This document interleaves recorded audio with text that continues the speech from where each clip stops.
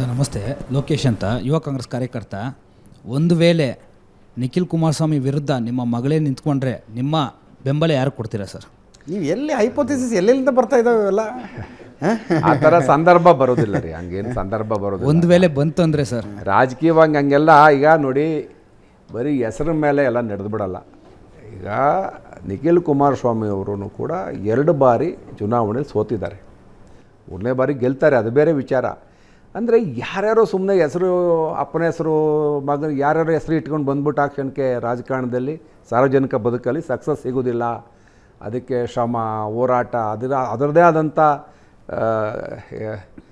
ಭಾಳ ಕೆಲಸ ಇರುತ್ತೆ. ಅದರಿಂದ ಹೊಡಿಬೇಕು. ಮತ್ತೆ ಹೊಡಿಬೇಕು, ಕಸೂರಿ ಕೆಲಸ ಇರ್ತದೆ. ಸುಮ್ಮನೆ ನಾವು ಯಾರೋ ಹೆಸರಲ್ಲಿ, ಅವ್ರ ಮಕ್ಕಳಲ್ಲಿ ಹೆಸರು ಹಿಡ್ಕೊಂಡು, ಯಾರೋ ಪೊಲಿಟಿಷಿಯನ್ ಹೆಸರು ಹಿಡ್ಕೊಂಡು ಅವ್ರ ಮಗ ಗೆದ್ದುಬಿಡೋದು ಅಷ್ಟು ಸುಲಭ ಅಲ್ಲ. ಜನಗಳಿಗೆಲ್ಲ ಅರ್ಥ ಆಗುತ್ತೆ, ಇದು ಜನಸಾಮಾನ್ಯರು ಅರ್ಥ ಮಾಡ್ಕೋತಾರೆ. ಅವರು ಸರಿಯಾದವ್ರನ್ನ ಆಯ್ಕೆ ಮಾಡ್ಕೊಳ್ಳಿ.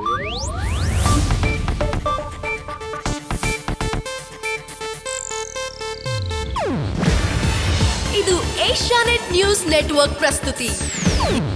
ನೀವು ನೋಡ್ತಿದ್ದೀರಾ ಏಷ್ಯಾನೆಟ್ ಸುವರ್ಣ ನ್ಯೂಸ್.